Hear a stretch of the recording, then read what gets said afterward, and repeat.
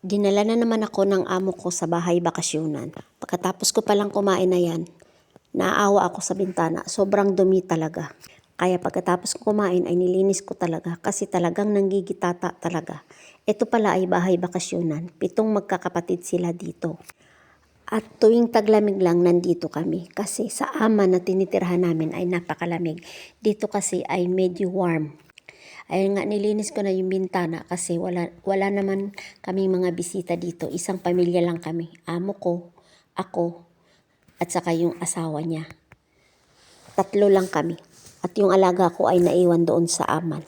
Ewan ko ba, ayoko talagang tumingin sa trabaho. Alam niyo yung, kung kayang linisin, nililinis ko talaga kasi wala namang, sa totoo lang, ako lang talaga naglilinis dyan. Walang ibang naglilinis diyan. Maraming pumupunta rito pero walang iba naglilinis diyan. Ako lang talaga. At kaya nga magsipag-sipagan tayo, dinamay ko na rin ang gas tube. Nanggigitata din yung gas tube na yan. Kaya nakakadiri talaga gumamit pag hindi malinis sa totoo. At yung dingding na yan talagang nanggigitata. Kaya nilinis ko na rin. Pero hindi man lamang ako binibigyan ng kahit pakonsuelo ng amo ko.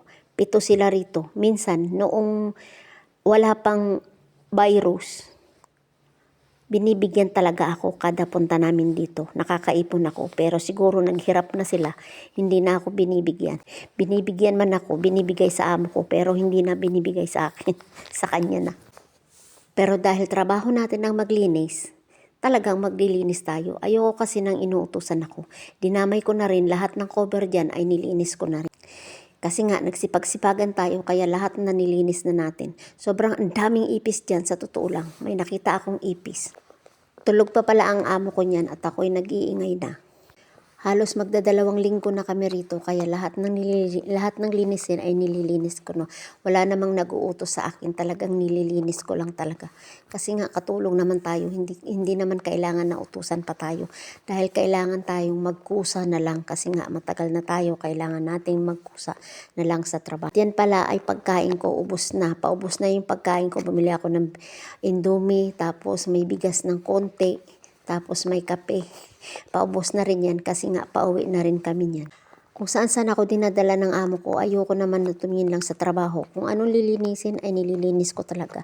Hindi na niya ako inutusan. Alam niya na marunong akong magtrabaho. Hindi katulad ng ibang lahi. Sa totoo lang, ang ibang lahi, kailangan mo talagang pukpukin o utusan.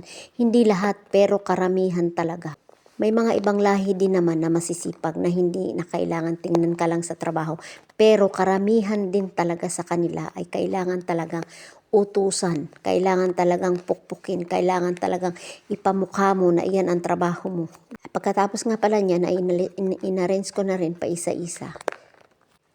Pagod na talaga ako sa oras na yan. Siguro mga 3 oras na ako naglilinis dyan. Hindi pa rin tapos.